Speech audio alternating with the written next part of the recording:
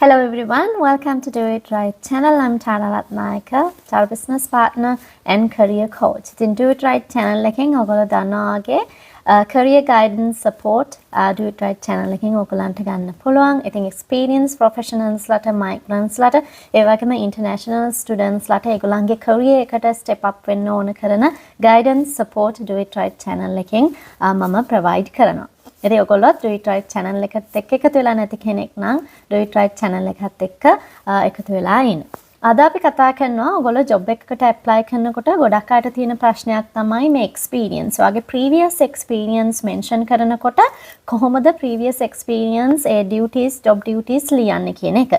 ඉතින් ඔයත් හිතනවා නම් කොහොමද හරියට මේ bullet point එකක් ලියන්නේ කියන එක මේ වීඩියෝ එකත් එක්ක එකතු වෙලා ඉන්න. ඉතින් අද අපි කතා කරන්න හිතුවේ ඔයාගේ job duties bullet points ලියනකොට ඔයා job එකකට apply කරන්න ඉන්න කෙනෙක් නම් ඔයාගේ previous experience හරියට මේ bullet point එකකින් ලියන්නේ කොහොමද? ඉතින් bullet point එකක් ලියනකොට consider කරන්න ඕන දේවල් තමයි අද වීඩියෝ එකෙන් අපි කතා කරන්නේ. ඉතින් ඔයාගේ previous work experience mention කරනකොට හැමතිස්සෙම මම කියනවා වගේ bullet points වලින් mention කරන්න.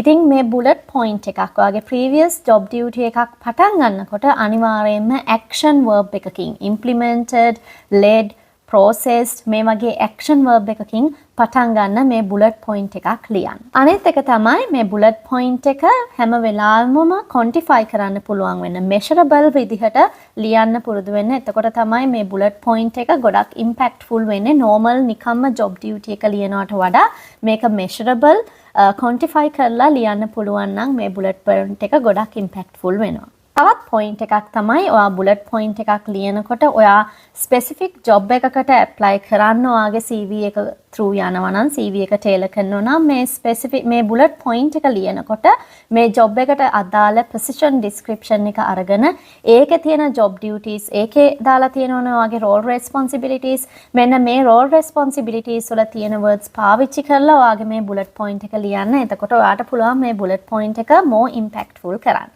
තවත් එක point එකක් තමයි ඔයා previous experience ලියනකොට මේ bullet points ලියනකොට ගොඩක් ඒ එක bullet point එකක් ගොඩක් ලොකු පේලි ගොඩ ගානක් තියෙන ලියන්න එපා.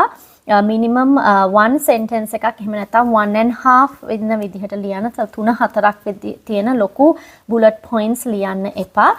ඒ වගේම ඔයා මේ ලියන sentence එක clearly ලියන්න ඕනේ. ඒ වගේම result oriented මම ඉස්සෙල්ලා කිව්වා වගේ result oriented clearly full sentence එකක් ලියන්න. සමහර sentences මම දැකලා තියෙනවා මේ bullet points very short වෙන්නත් හොඳ නෑ. very short ඒ වගේම ඒක complete sentence එකක් නෙමෙයි.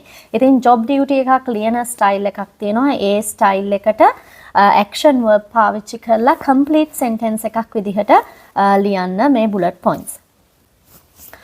තවත් ටිප් එකක් තමයි bullet points වලින් වාගේ previous experiences ලියනකොට ගොඩ දෙනෙක්ට තියෙන ප්‍රශ්නයක් තමයි කොච්චර bullet points අපි පාවිච්චි කරනවද කියලා. ඉතින් ඔයා එක job එකක experience එක කියන්න ගොඩාක් bullet points 10ක් 15ක් දැම්මහම hiring managers ලා කවුරුත් මේ ටික ඔක්කොම කියවන්නේ නැහැ. ඉතින් ඒක නිසා ඔයාට අවුරුදු 5ක් 6ක් වගේ experience තියෙන කෙනෙක් නම් bullet points 4ක් 5ක් 6ක් වගේ වෙන්න ලිව්වම ඇති.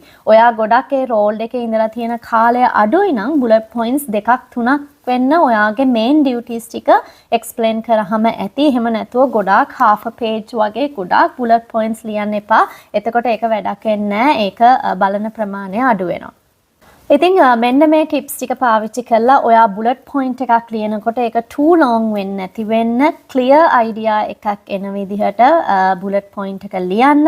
ඉතින් මේ කියපු ටිප්ස් පාවිච්චි කරලා ඔයාට පුළුවන් ඔයාගේ previous experience explain කරන්න bullet points වලින්. ඉතින් අපි ආපහු අලුත් වීඩියෝ එකකින් හම්බෙමු. Till then you take care and bye bye.